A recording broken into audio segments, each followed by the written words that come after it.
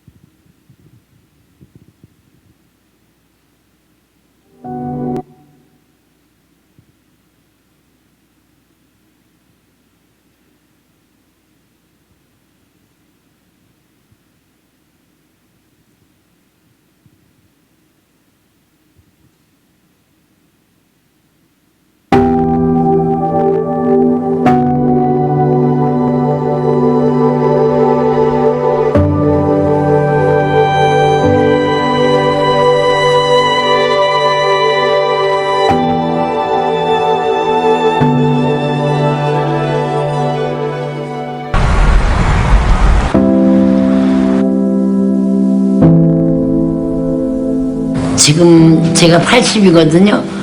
그럼 돌 때가 해방됐대요. 해방 때는 다들 너무 좋으셔가지고요. 수건이고 뭐고 앞치마에도 흔들고 난리였대요. 그때 함성 소리가 아주 천둥 번개 치는 소리보다 더했대요. 굉장했대요. 제가요 1938년에 개성에서 태어났거든요. 그래서 개성에서 1945년 8월 해방을 맞이했어요. 어른들이 그냥 막 뛰쳐나가더래요. 야, 이불 내려와, 헛입을 뜯어. 그 태극기를 헛이불에다가 그려가지고 거기 분들이 너무 기뻐가지고 그 함성이라고 그러잖아요. 그거를 잊지 못하죠, 그 소리를. 예.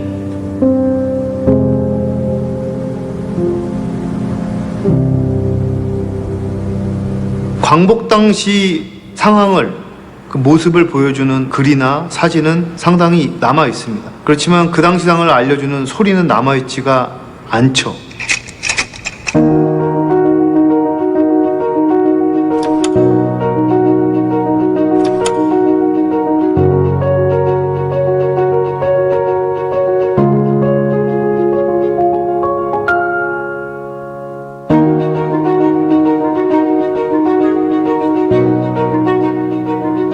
(80년) 전 함성 사운드 구현을 위해서 광복 당시의 역사 자료랑 현장 증언을 수집하고 소리의 단서가 되는 표현들을 골라서 장소랑 시간대별로 분류했습니다.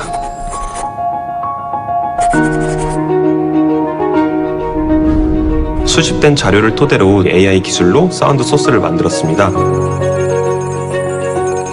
그 시대에 운행한 버스나 전차 모델의 실제 소리를 찾아서 노이즈를 제거하고 업스케일링하는 식으로 소리 재료를 확보했어요.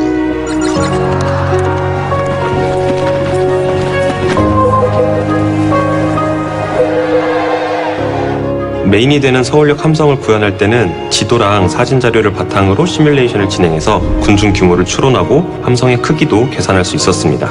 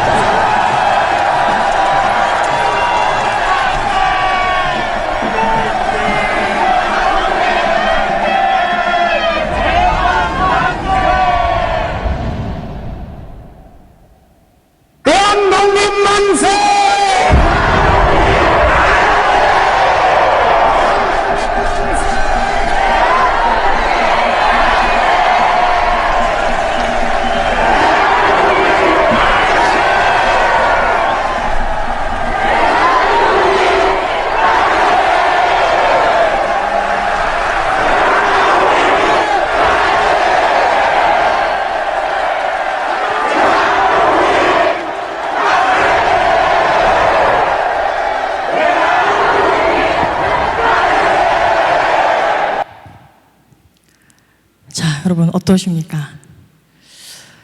이 80년 전 물론 똑같은 소리는 아니겠지만 우리 민족이 해방을 얻었을 그때 당시를 재현하면서 정말 이 함성 소리 되게 저도 처음 들었을 때도 그렇고 지금 다시 들어도 정말 가슴 뭉클해지는 그런 함성인 것 같아요. 여러분 이 대한독립 만세라고 하는 그 함성은 단순히 이 해방을 알리는 그 함성만은 아니었을 겁니다. 오랜 시간 침묵 속에 묶여 있었던 자신의 존재의 의미가 다시 깨어나는 그런 의미도 이 함성에는 담겨져 있었을 겁니다. 그래서 어떤 이는 기쁨 가운데 눈물을 흘렸고 또 어떤 이는 그냥 할 말을 잊은 채 또 그 자리에 같이 서 있는 분들도 있었을 겁니다. 그리고 마치 잊고 있었던 자기 자신의 그 한 조각을 되찾는 그런 순간처럼 여겼을 겁니다. 여러분 오늘 우리가 함께 나눌 이 느헤미야 8장의 말씀도 비슷합니다. 그들은 이 포로에서 포로 생활이 끝나고 고국에 돌아왔지만 그리고 열심히 애를 쓰고 노력해서 52일 만에 그 성벽을 완성했지만 그 사람들의 마음 한켠에는 여전히 채워지지 않는 그런 텅 빈 공간이 있었다라는 거예요. 수없이 돌을 쌓아 올렸지만 여전히 삶의 의미를 찾을 수 없는 그런 마음들이 그들 안에 있었던 것입니다. 그래서 그들은 또 한 번의 그 외침을 외치고 있는 것입니다. 침묵을 깨고 백성들이 입을 엽니다. 우리 1절의 말씀을 다시 한번 같이 읽도록 하겠습니다. 이스라엘 자손이 자신들의 성읍에 거주하였더니 일곱째 달에 이르러 모든 백성이 일제히 수문 앞 광장에 모여 학사 에스라에게 여호와께서 이스라엘에게 명령하신 모세의 율법책을 가져오기를 청하매. 아멘. 이게 무슨 말이냐? 7월이 되었을 때 이스라엘 백성들이 이 수문 앞 광장에 모여서 이렇게 외쳤다는 거예요. 율법책을 가져와 주십시오. 그들이 한 목소리로 외쳤던 것이 다른 것이 아닌 하나님의 말씀을 가져와 달라라고 하는 그런 요청이었습니다. 성벽이 완성된 지금 그들은 말씀을 요청하면서 이 말씀을 다시 우리가 듣는 것이 진짜 우리 이스라엘 백성의 재건이라는 것을 그렇게 외치고 있는 것입니다. 여러분 지금 이 백성들이 모인 때는요, 이 유대인의 달력으로 7월입니다. 그런데 이 7월은 이스라엘에게 있어서 새해를 시작하는 달이었습니다. 그리고 이 7월에는요, 이스라엘 백성들에게 중요한 절기 3가지가 있었습니다. 첫 번째로는요, 7월 1일 나팔절입니다. 이 나팔절은 이 회개와 각성을 또 알리면서 나팔 소리와 함께 이 새해를 시작하는 그러한 의미가 담겨 있고요. 7월 10일 속죄일은 모든 민족들이 금식하면서 자신의 죄를 하나님 앞에 구하고 다시 하나님 앞에 거룩해지는 그런 날을 상징하는 속죄일입니다. 그리고 15일은 광야에서 주셨던 그 은혜들을 기억하면서 다시 감사와 기쁨을 나누는 그런 절기가 있는 그런 달이었습니다. 즉 이스라엘 백성들은 절기를 지키기 위해서 예루살렘에 이렇게 모였습니다. 어떻게 보면 이 사실은 자연스러운 일이죠. 그런데 이 날이 특별한 이유가 있습니다.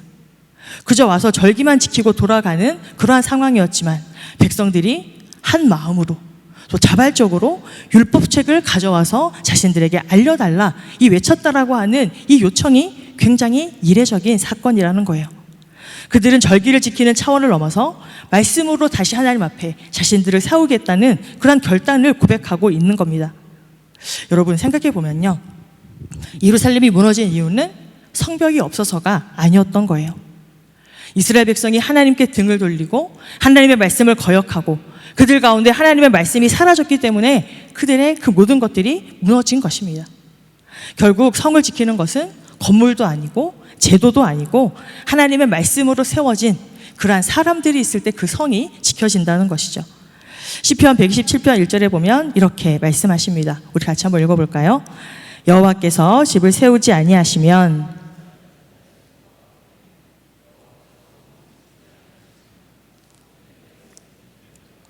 아멘. 백성들은 비로소 이 사실을 깨달은 겁니다. 성벽을 다 완성하고 보니까요, 진짜 그들의 문제는 이 성벽이 무너졌던 것이 아니라 그들이 하나님을 의지하지 않았고 그들이 하나님의 뜻을 거역했고 말씀에서 떠났다라고 하는 그 사실을 비로소 깨달은 것이죠. 그래서 그들은 다시 말씀 앞에 그들이 하나님의 백성으로 돌아서기 위해서 그렇게 말씀을 읽어달라 요청하는 겁니다. 그런데 여러분, 이 역사적인 장면의 중심 인물이 누구입니까? 지금까지는 느헤미야를 중심으로 성벽을 재건해 왔잖아요. 그런데 오늘 말씀을 보면 이제 에스라가 이 역사적인 사건 앞에 중심 인물로 등장하는 것을 볼 수 있습니다. 여러분, 이 에스라가 누구냐면 대제사장 아론, 그 아론의 16대 손이고요. 제사장이면서 학사의 역할을 감당했던 사람입니다. 여러분들 성경 보시면 그 밑에 이 학사를 이렇게 각주를 달아놨는데 서기관이라고도 표시를 하고 있습니다. 즉 말씀을 이렇게 베껴 쓰면서 말씀을 읽고 또 묵상하고 또 말씀을 열심히 또 연구하는 그러한 사람을 가리키는 겁니다. 그런데 바로 이 에스라가 그런 인물이었다라는 거예요. 자, 에스라서 7장 10절의 말씀 같이 한번 읽어보겠습니다. 에스라가 여호와의 율법을 연구하여 준행하며 율례와 규례를 이스라엘에게 가르치기로 결심하였더라. 아멘. 여러분, 에스라 역시도요, 같이 포로로 끌려가서 이 포로 생활을 했던 인물입니다. 그런데 그는 포로 생활 중이었지만 율법에 능통한 자로서 마음 한 곳에 이런 꿈을 가지고 있었습니다. 어떤 꿈이었냐면 언젠가 내가 백성들에게 이 하나님의 말씀을 꼭 가르치겠다라고 하는 그러한 소망이었습니다. 그런데 여러분, 에스라가 그러한 소망을 아무리 가슴에 품었지만 그날이 언제 올 것인가는 도저히 그도 알 수 없었죠. 어떻게 보면 그가 살아생전에 이런 날을 맞이할 수 있을까 없을까도 알 수 없는 그런 상황이었습니다. 그렇지만 그는 그저 묵묵히 그 포로 생활 가운데에서도 하나님의 말씀을 열심히 익히고 또 율법을 알고 또 깨달았습니다. 그리고 마침내 그가 생각하지 못했지만 하나님께서 그를 다시 이 고국 가운데 돌려보내시고 또 이스라엘 백성들에게 그 준비했던 말씀들을 가르칠 수 있는 이 기회를 허락하신 거예요. 그런데 여러분 놀랍지 않습니까? 그가 아무리 준비했지만 이 에스라가 직접 백성들을 모았던 것이 아니에요. 오히려 백성들이 자발적으로 하나님의 말씀을 배우기를 원합니다. 그렇게 하면서 에스라에게 요청하고 있는 것이죠. 그래서 여러분, 이 에스라는 그 순간 그 오랫동안 준비해왔던 그 모든 것들을, 그 하나님의 말씀을 힘있게 백성들에게 전할 수 있었습니다. 여러분, 에스라의 이 장면은 지금 우리에게 주시는 하나님의 중요한 메시지가 있습니다. 여러분들이 지금 하는 그런 공부, 또 여러분들이 하고 있는 일, 또 여러분들이 하고 있는 그런 모든 섬김들, 때로는 이게 어떠한 의미가 있나, 또 지금 내가 준비하고 또 계획하는 이 모든 일들이 또 어떻게 쓰여질까, 사실 감조차 잡히지 않을 때가 있지 않습니까?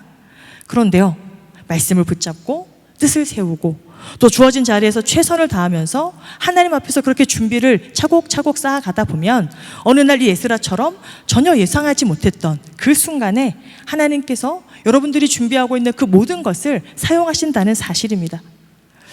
여러분, 때로는 그날이 갑자기 찾아오는 기회처럼 보일 수도 있습니다. 그러나 그 모든 것들은 하나님께서 오래전부터 준비하고 오신 순간이라는 거예요.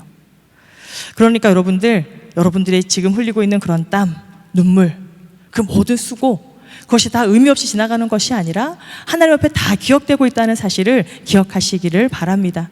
그래서 여러분, 너무 조급해하지 않았으면 좋겠습니다. 너무 불안해하지 마시고 너무 염려하지 마시고 여러분들에게 주어진 그 삶의 자리에서 또 지금 여러분들이 할 수 있는 그 일을 묵묵히 하다 보면 하나님께서 가장 선하신 길로 그렇게 인도하실 줄 믿습니다. 여러분, 오늘 말씀을 더 구체적으로 한번 살펴볼 텐데요, 이 백성들은 하나님 말씀 듣기를 간절히 갈망했습니다.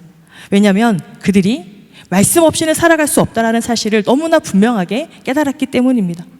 그래서 어떻게 보면 이 말씀을 향한 그들의 갈망은 삶의 의미를 되찾기 위한 그런 아주 깊은 몸부림이라고 우리는 생각할 수 있습니다.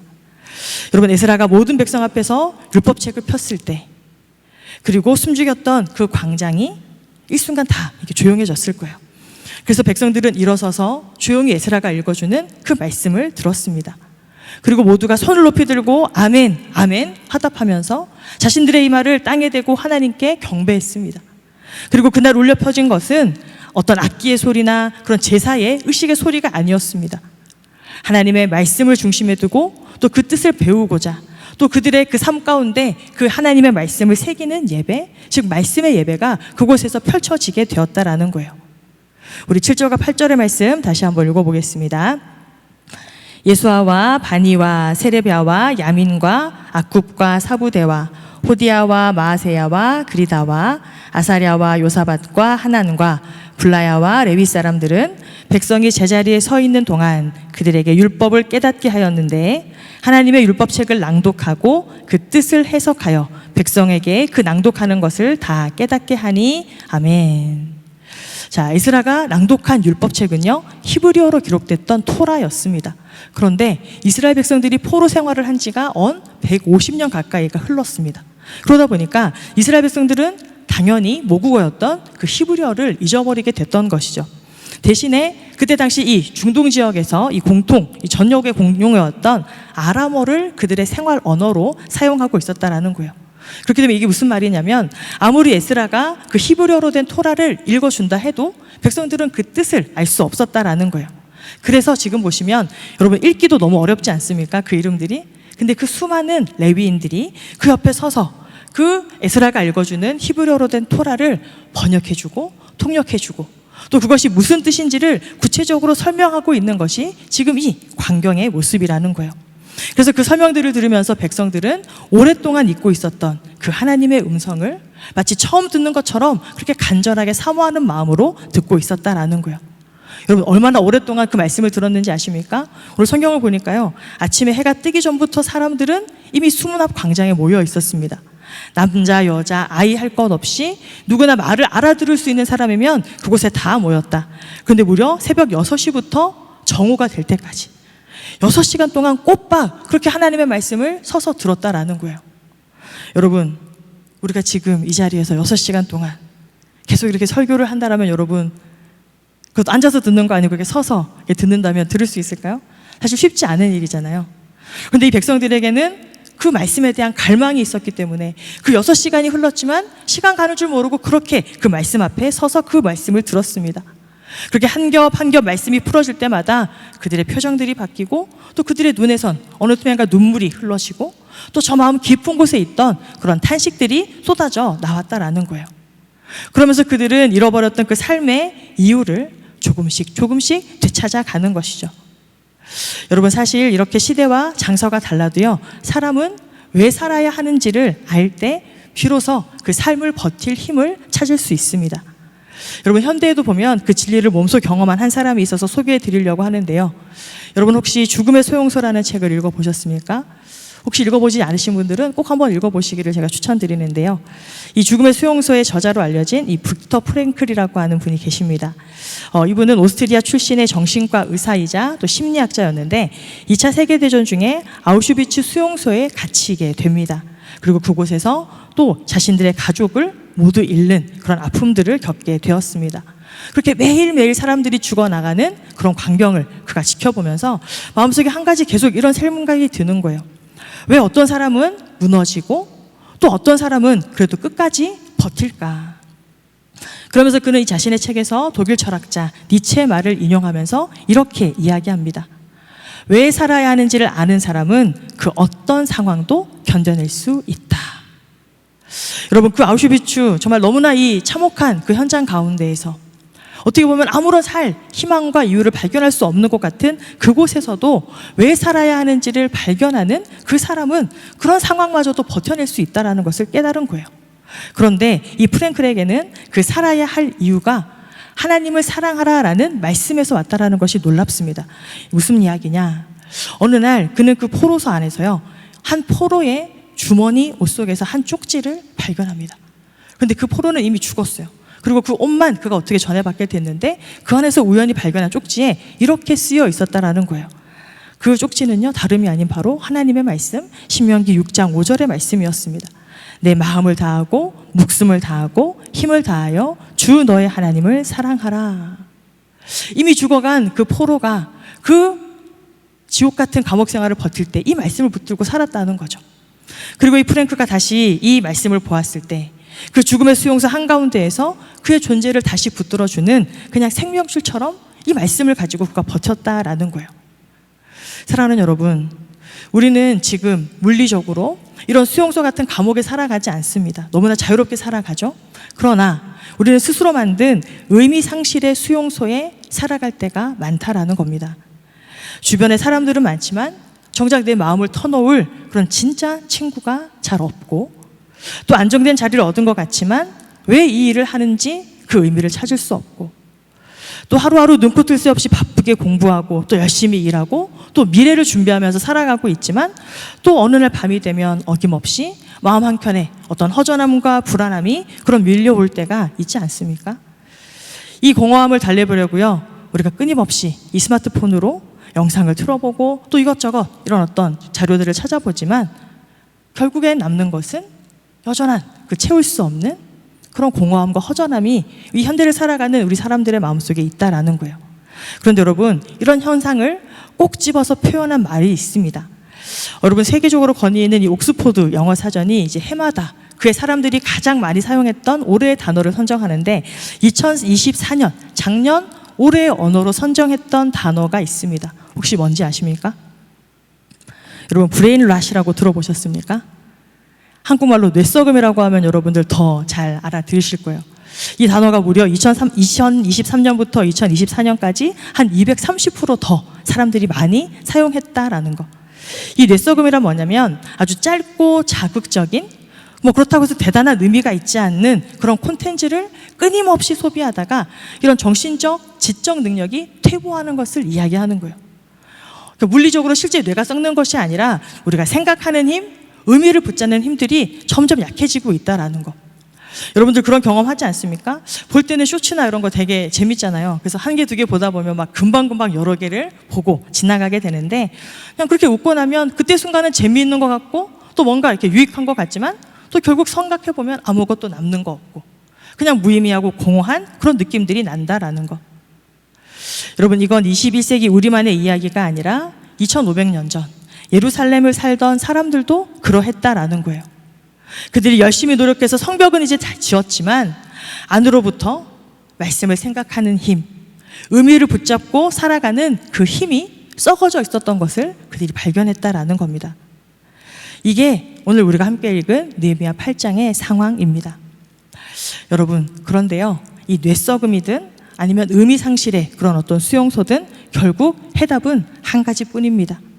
말씀 앞에 서서 내 인생의 중심을 다시 세우는 것 외에는 다른 방법이 없다라는 거예요. 자, 이렇게 말씀을 들었던 그 백성들, 그 말씀이 그 백성들의 마음을 깊이 울렸습니다. 왜 그랬을까요? 지난날 하나님 앞에 지었던 그런 모든 죄악들과 하나님의 말씀을 거역했던 그 불순종이 떠올랐기 때문입니다. 그래서 그들은 울면서 깊이 회개하는 그런 시간들을 가졌습니다.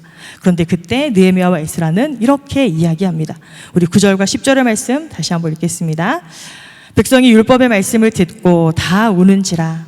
총독 느헤미야와 제사장 겸 학사 에스라와 백성을 가르치는 레위 사람들이 모든 백성에게 이르기를 오늘은 너희 하나님 여호와의 성일이니 슬퍼하지 말며 울지 말라 하고, 느헤미야가 또 그들에게 이르기를 너희는 가서 살찐 것을 먹고 단 것을 마시되 준비하지 못한 자에게는 나누어 주라. 이 날은 우리 주일 성일이니 근심하지 말라. 여호와로 인하여 기뻐하는 것이 너희의 힘이니라 하고. 아멘. 울지 말라, 근심하지 말라. 오늘은 하나님이 너희를 다시 붙드시는 날이다. 여호와로 기뻐하는 것이야말로 너희의 힘이다. 그렇게 외쳐주는 거예요. 우리가 죄책감에 주저앉는 날이 아니라 용서받은 은혜를 더 기뻐하는 그런 날로 삼아야 한다라는 말씀이죠. 사랑하는 여러분, 여러분들은 이런 경험들이 있으십니까? 하나님의 말씀을 통해서 여러분들의 영혼이 온전히 기뻐지고 또 그 말씀 가운데 여러분 기뻐 춤출 것처럼 그렇게 즐거웠던 그런 경험들이 있으십니까? 이 말씀을 통해서 주시는 그 기쁨, 이것들이 여러분들의 그 인생 가운데, 여러분들의 삶 가운데 있어지기를 축복합니다. 그 기쁨들이 여러분들의 삶 가운데 있을 때 그 기쁨이 여러분들의 기쁨만으로 머물러 있는 것이 아니라 그것이 더 넘쳐 흘러서 주변에 있는 사람들에게 전해진다라는 거예요. 이게 말씀이 갖고 있는 힘이라는 겁니다. 여러분, 오늘 말씀을 보시면요, 이렇게 느헤미야는 계속해서 이야기합니다. 너희가 먹고 단 것을 마시되 준비하지 못한 자들에게도 나누어 주어라. 그들이 절기를 이 준비하는 가운데 미처 먹을 것을 준비하지 못했던 사람들이 있었을 거예요. 그런데 자신이 챙겨온 것들을 먹는 것이 아니라 하나님의 그 기쁨의 잔치들을 함께 누릴 것을 이 느헤미야가 권면하고 있는 겁니다. 여러분, 이러한 기쁨은 오늘날 우리에게도 동일합니다. 하나님의 말씀 가운데 기쁨을 경험한 그 사람들은요, 자기 자신만 위로받는 것이 아니라 또 옆에 있는 사람들을 기꺼이 위로해 줄 수 있고 사랑해 줄 수 있는 그런 사람이 되는 것입니다. 사랑하는 여러분, 우리 청년들인 공동체가 이러한 공동체가 될 수 있기를 소망합니다. 우리 한 사람 한 사람이 하나님의 말씀 앞에 다시 온전한 그런 기쁨들을 회복하고 우리가 누린 그 기쁨을 우리가 깨달은 그 말씀의 힘을 또 우리가 경험한 그 하나님의 사랑을 우리 주변에 있는 많은 사람들에게 또 증거하며 살아갈 수 있는 그런 믿음의 공동체가 될 수 있기를 소망합니다. 여러분 혹시 목사님 저는 살아가는 게 아무 문제가 없는데요, 아무 고민도 없는데요, 이런 생각을 하시는 분들도 있을 겁니다. 그런데 여러분, 고통만이 위기가 아니라는 사실을 우리는 분명히 깨달아야 합니다. 그저 의미 없이 흘러가는 평안이 오히려 더 큰 위기라는 사실을 우리는 기억해야 됩니다. 그리고 여러분, 오늘 말씀은 우리에게 이렇게 질문하는 거예요. 너의 삶의 기쁨은 어디에서 오는 것이냐? 우리는 계속해서 이 질문 앞에 서서 대답해야 합니다. 여러분들에게 한번 다시 질문해 볼까요? 여러분들의 삶의 기쁨은 어디에서 오고 있습니까? 여러분, 우리가 이 질문 앞에 대답할 수 있는 그런 청년들이 되어야 합니다. 이 프랭클이 인용한 그 니체의 말처럼 왜 살아야 하는지를 아는 사람은 그 어떤 상황도 견뎌낼 수 있다. 그런데 여러분, 저는 이렇게 여러분들에게 도전하고 싶습니다. 그 이유를 말씀에서 발견한 사람은 그것이 사람이든 환경이든 그 어떤 문제든 흔들리지 않는 줄로 믿습니다. 이제 우리가 이 아울리치를 또 시작으로 해서 이 후반기 우리가 힘차게 달려가야 하는데요. 여러분, 오늘 이 말씀 앞에 여러분들의 삶을 다시 결단할 수 있게 되기를 소망합니다. 지금 여러분들이 하고 있는 그 공부, 여러분들이 하고 있는 그 일들, 또 여러분들이 준비하고 있는 그 모든 것들이 지금 당장에는 그 의미를 발견할 수 없다 할지라도 하나님의 그 시간표 안에서는 위대한 쓰임이 될 수 있다는 사실을 여러분들 기억할 수 있었으면 좋겠습니다. 그리고 그날을 위해서 오늘 말씀 앞에서 그 의미들을 묻고 또 그렇게 미래를 준비하는 또 여러분들이 될 수 있기를 축복합니다. 여러분, 우리가 오랜 시간 이 아울리치를 준비했고요. 이제 금요일이면 영덕으로 진짜 떠나게 됩니다. 이 아울리치는 단순한 이 봉사를 하러 가는 또 그런 이 의미가 아닙니다. 우리가 먼저 말씀 앞에서 깨달았던 내가 왜 살아가는지, 내가 받은 사랑이 무엇인지를 흘러보내는 자리가 바로 이 아울리치의 자리라는 거예요. 그렇기 때문에 여러분, 우리가 이번 이 아울리치를 통해서 다시 한번 우리가 잊고 있었던 그 말씀에 대한 의미들, 내 안에 하나님께서 부어주신 그 하나님의 사랑의 의미들을 다시 한번 되새길 수 있는 그런 귀한 시간이 될 수 있기를 소망합니다. 그래서 우리가 이 작은 도구로 하나님께 쓰임받지만 우리의 그 작은 섬김을 통해서 또 우리가 만나는 그 많은 사람들에게 또 하나님의 사랑과 또 그런 말씀의 그 의미들이 전해질 수 있는 그런 귀한 사역 가운데 쓰임받는 우리 모두가 될 수 있기를 주님의 이름으로 축원합니다.